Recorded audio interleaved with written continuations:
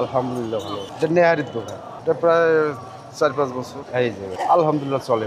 এর আগে হোটেল করছি, এটা জলঢাকা পেট্রোল পাম্প। তো দোকানটা যে কোনো কারণে গেছে আমার দোকান, ওটা প্রায় 12 বছর ছিল। ওটা ডে নাইট হোটেল হয়, বেচা কিনে সুন্দর হয়, ভালো হয় আলহামদুলিল্লাহ। এটা আপনার বিকাল 4টা থেকে আর রাত 10টা পর্যন্ত হয়, 4,000-5,000। আমার ছেলে ব্যবসা করি আর কি, এখানে সেরকম পাচ্ছি না। এটা আপনার জলঢাকা পেট্রোল পাম্প থেকে নিয়ে আসি।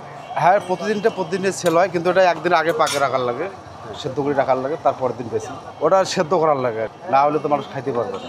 একদিন জ্বালাই, তারপরে ওটা পরের দিন বেশি। আর না, আমিও করি, আমার ছেলে করে। এখানে আমার যে গরুর পাওয়া আছে, ললি আছে, যে খুর আছে, ডিম মামলা হয়, সাদা রুটি হয়। এটা লাভের পরিমাণ না, এখানে আমাদের হাজুরাটা হলে যথেষ্ট। আমাদের দুই বাব্বাটা যদি হাজুরাটা উঠে হয় ইনশাল্লাহ। সুবিধা কি এখানে করতেছি, এখন জায়গা পাচ্ছি না দোকান নিবার, এই জন্য ফুটপাতে করতেছি। হ্যাঁ, এখানে জলঢাকা সোনালী ব্যাংক মোর বাইতুল জামে মসজিদের সামনে।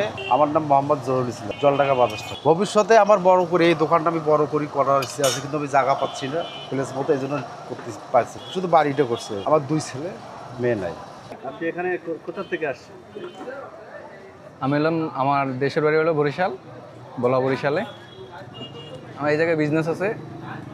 এই জায়গায় এই মামার এই নলিটা হলো যে আপনার অস্থির একটা নলি, মানে এটা অসাম একটা টেস্ট, মানে আপনি না খাইলে বুঝতেই পারবেন না।